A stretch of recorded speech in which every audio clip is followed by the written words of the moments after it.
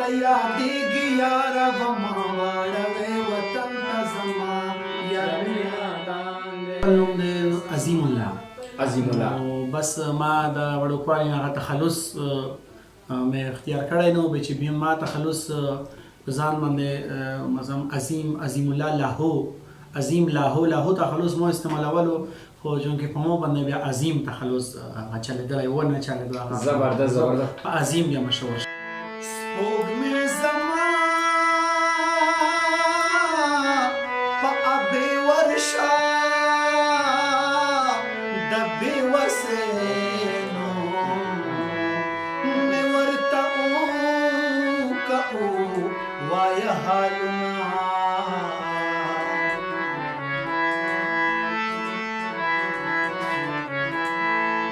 اوښانو بیا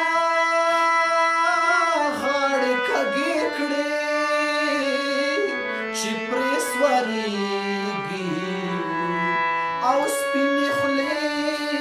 که خولې زیړ پېزوانونه.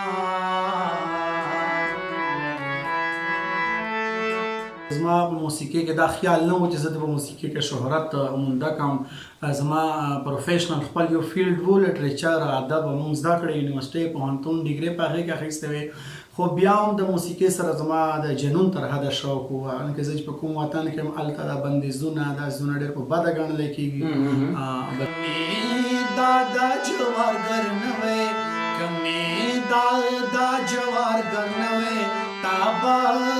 په ما پسې غوښتلي وو ملکونه جانانه لاس راکړه چې دواړه سره ځونه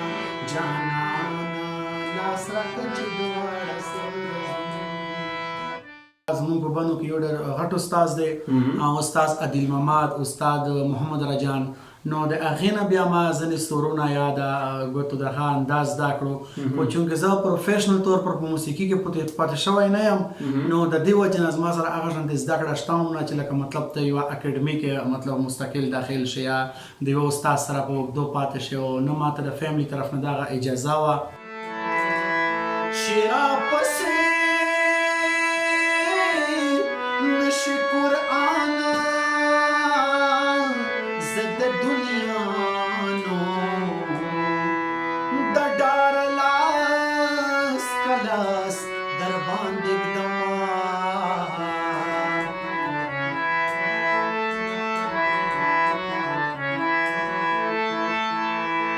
پښتون په هر ځای